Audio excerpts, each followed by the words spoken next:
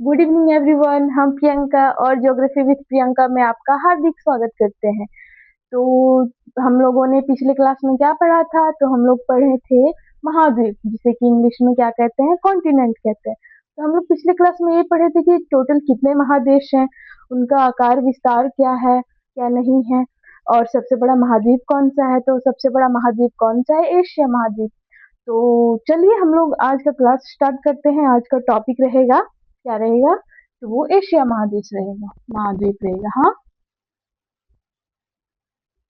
Topic क्या है आज का?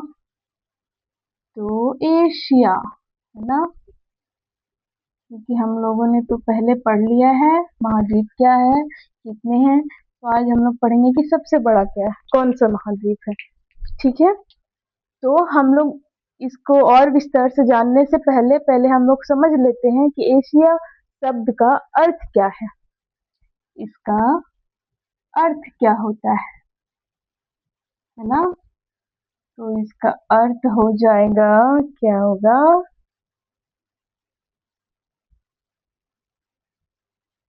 उगता हुआ सूर्य। इसका अर्थ है उगता हुआ सूर्य। ठीक है, तो इसका अर्थ क्या हुआ? तो एशिया शब्द का अर्थ होता है उगता हुआ सूर्य। तो हम लोग जानेंगे कि एशिया दुनिया का सबसे बड़ा महाद्वीप है, चाहे वो जनसंख्या के आधार पे हो या फिर क्षेत्रफल के आधार पे हो। ठीक है, तो हम लोग चलिए इसे नोट करते हैं, आप लोग भी साथ में नोट कर लीजिए। तो एशिया पूरे विश्व का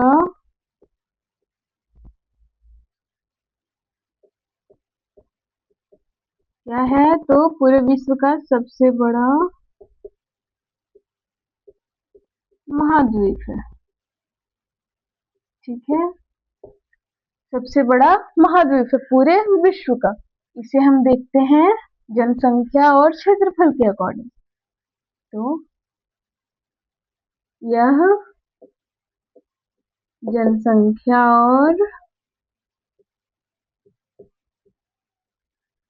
और क्या? तो क्षेत्रफल,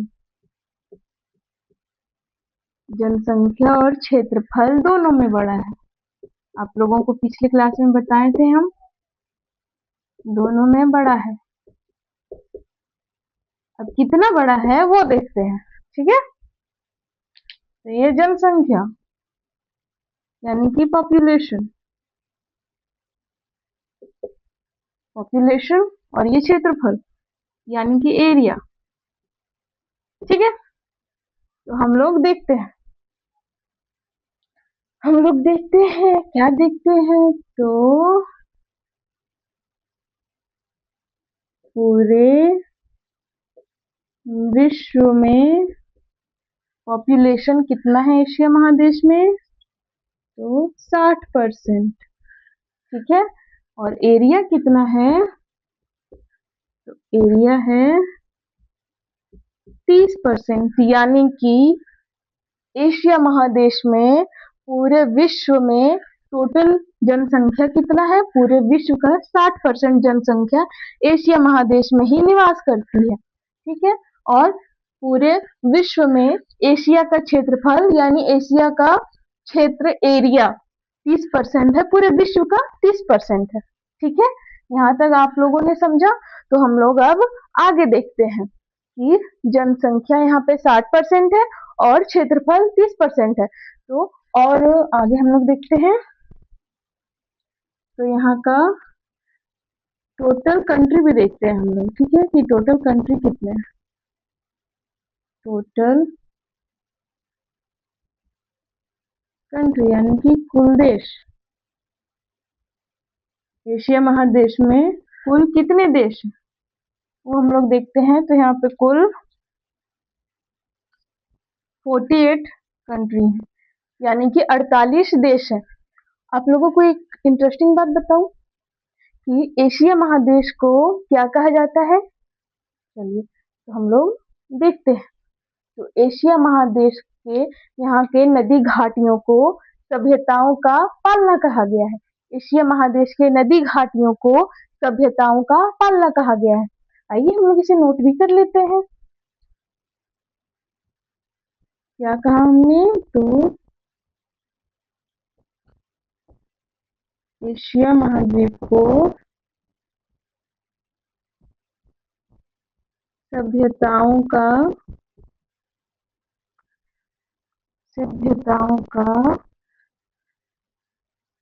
सॉरी, एशिया महाद्वीप के नदी घाटियों को एशिया महाद्वीप के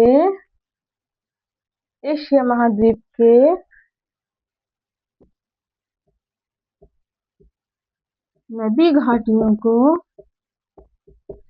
एशिया महादेश के नदी घाटियों को सभ्य सभ्यताओं का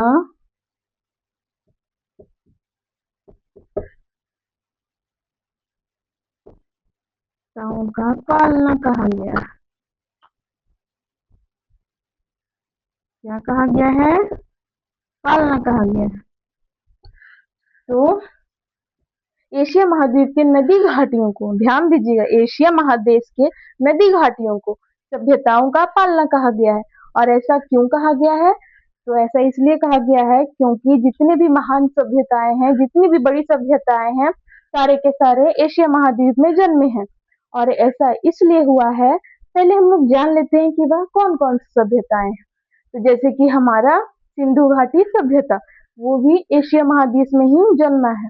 और मेसोपोटामिया का सभ्यता, तीसरा हो गया चीनी सभ्यता, और भी बड़े महान सभ्यताएं सब यहीं पे फले फूले हैं।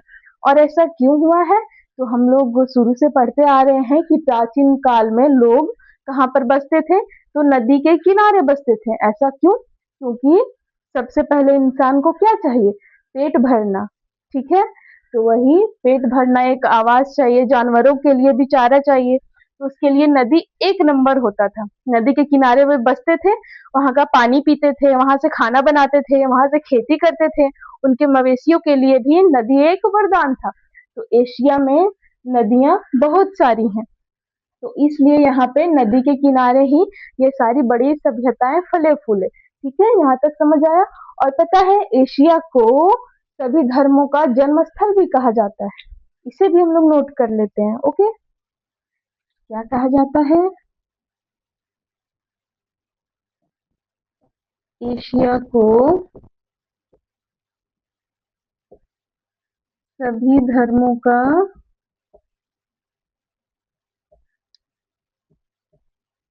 जन्म स्थल कहा जाता है। और ऐसा क्यों? अभी हम आप लोगों को समझाएं कि यहीं पर सबसे पहली सभ्यताएं फली फूली थी, तो यहीं से ना सारे धर्मों का विकास होगा। तो एशिया को सभी धर्मों का जन्म स्थल कहा जाता है। यहाँ तक आप लोगों को समझ आ गई बात? अब हम लोग आगे बढ़ते हैं। यहाँ तो एशिया के बारे में हम लोग जान रहे थे, अब हम लोग आगे बढ़ेंगे इससे थोड़ा। तो चलिए, आई होप आप लोग ऊपर वाले सारे टॉपिक्स को, आई मीन सेंटेंस को नोट कर लिए होंगे। तो हम लोग आगे बढ़ते हैं। अब हम लोग देखेंगे कि एशिया महादेश को कौन कौन से, आई मीन एशिया महादेश को दूसरे महादेश से कौन कौन से अलग करते हैं, क्या क्या अलग करता है महादेशों को, वो हम लोग देखेंगे। ठीक है, तो पहले हम लोग देखेंगे, पहले तो महादेश के क्रम में हम लोग पढ़े थे। पहला क्या था? एशिया, दूसरा अफ्रीका। तो हम लोग दोनों से स्टार्ट करते हैं। ठीक है, एशिया महादेश और अफ्रीका महादेश को कौन अलग करता है? ठीक है, चलिए हम लोग देखते हैं। इधर हम लोग लिख लेते हैं एशिया, ओके, और इधर अफ्रीका।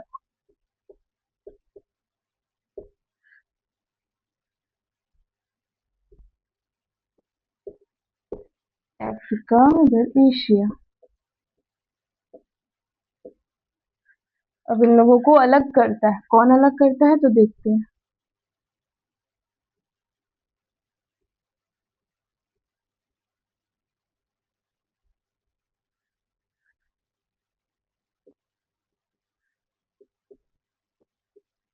तो यहाँ तक बात आप लोगों को समझ आई। तो हम लोग आगे देखेंगे कि एशिया महादेश और अफ्रीका महादेश को कौन अलग करता है। तो यहाँ पर देखते हैं हम लोग इसको स्वेज नहर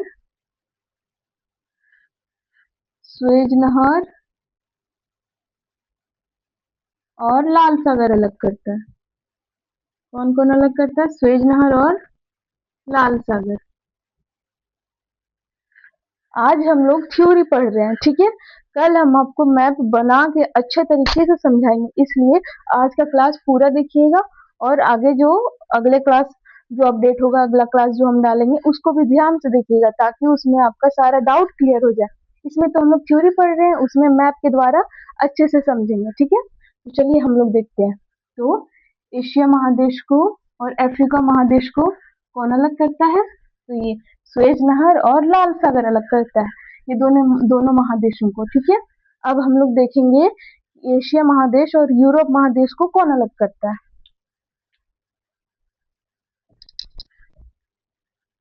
जनसंख्या के अकॉर्डिंग पता है यूरोप तीसरे नंबर पे है, तो हम लोग उसी हिसाब से चलेंगे, है ना।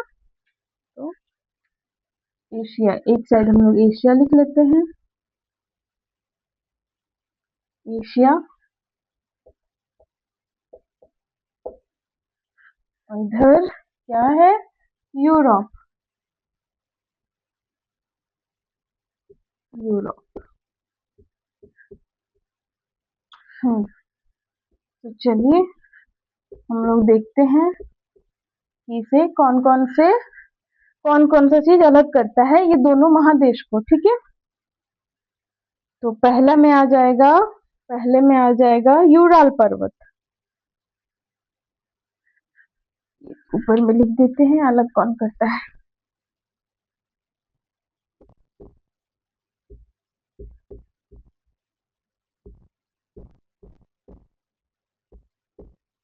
अलग कौन करता है?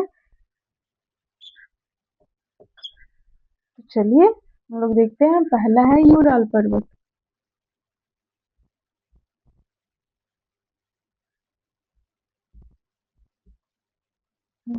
तो एशिया और यूरोप को अलग करने वाला पहला हो गया यूराल पर्वत, ठीक है। दूसरा हो गया कैस्पियन सागर।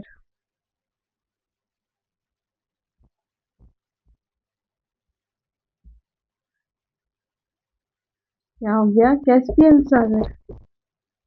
आप लोगों को एक बात पता है, ये जो कैस्पियन सागर है ये एक्चुअली सागर नहीं है, यह एक झील है। क्या है? तो यह एक झील है, लेक है, ठीक है। कैस्पियन सागर यह एक लेक है जो कि खारे पानी का झील है।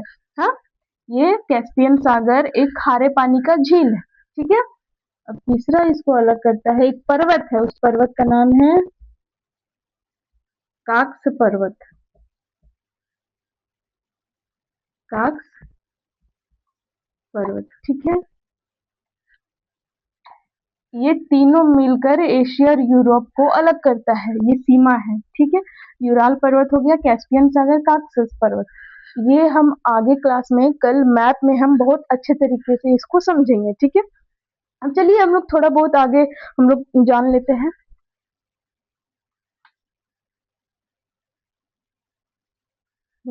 तो हम लोग और देखते हैं, इसे हम लोग थोड़ा मिटा लेते हैं। आई होप आप लोग को समझ आ गया होगा, इसको नोट करते जाइएगा, ठीक है।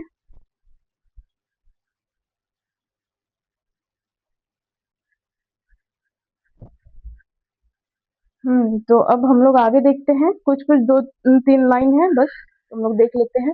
आप लोगों को पता है सबसे बड़ा प्रायद्वीप कहाँ पे पाया जाता है? तो सबसे बड़ा प्रायद्वीप एशिया महादेश में ही पाया जाता है, ठीक है।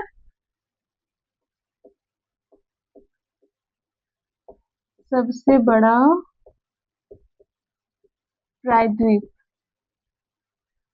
सबसे बड़ा प्रायद्वीप यही पाया जाता है। कहाँ? यही का मतलब तो एशिया में। और इसका नाम क्या है? तो इसका नाम है अरब प्रायद्वीप।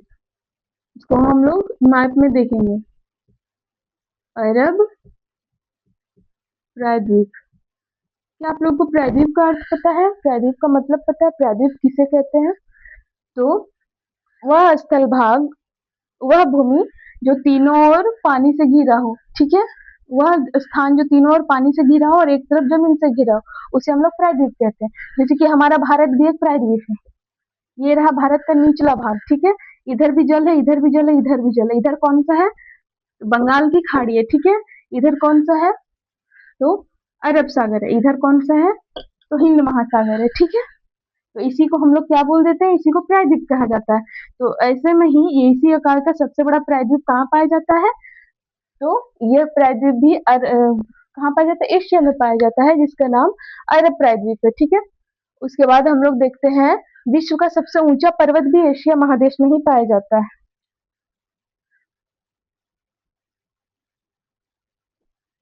विश्व का सबसे सबसे ऊंचा ऊंचा पर्वत कहाँ पाया जाता है? विश्व का सबसे ऊंचा पर्वत भी यहीं पाया जाता है। तो विश्व का सबसे ऊंचा पर्वत भी हमारे एशिया महादेश में ही पाया जाता है। इसका जो कौन सा है? तो उसका नाम है, हम लोग सब जानते हैं, हिमालय पर्वत।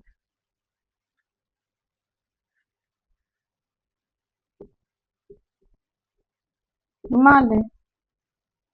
अब इसका सबसे ऊंचा चोटी कौन सा है? तो हम लोग सब जानते हैं कौन सा है, तो एवरेस्ट। एवरेस्ट की चोटी है ना? सबसे ऊंची चोटी कौन सी है? तो एवरेस्ट की चोटी। हम लोग देखते हैं ये जो हिमालय है ये कौन कौन से देश में आते हैं? तो हिमालय जो है चीन में, हमारे भारत में और नेपाल में स्थित है, ठीक है? कहाँ स्थित है? चीन, हमारे भारत और नेपाल में स्थित है। और ये एवरेस्ट की चोटी कहाँ स्थित है? तो यह नेपाल में स्थित है। यहाँ तक आप लोगों को समझ आया? तो आई होप आप लोगों को ये क्लास अच्छा लगा होगा। तो अच्छा लगा होगा तो लाइक कमेंट सब्सक्राइब कीजिए, और जो भी इसमें आप लोग को समझ नहीं आया वो कमेंट कीजिए। जो भी आप लोग पढ़ना चाहते हैं वो बताइए। तो आज का क्लास यहीं पे हम खत्म करते हैं। तो थैंक यू।